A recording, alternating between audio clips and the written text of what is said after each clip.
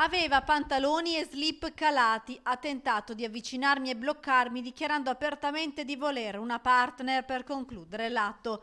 Racconta così l'esperienza traumatica vissuta pochi minuti prima lungo l'argine di Terranegra a Padova. Protagonista una giovane che ha denunciato la molestia subita prima alla questura e poi in un post sui social network per avvisare altre donne come lei possibili vittime del maniaco.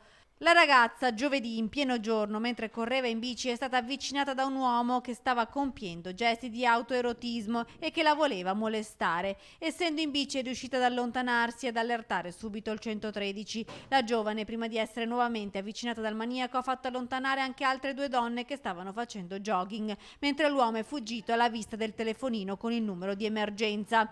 Sul fatto indaga la polizia che sta cercando di individuare il maniaco grazie alla descrizione fatta dalla giovane.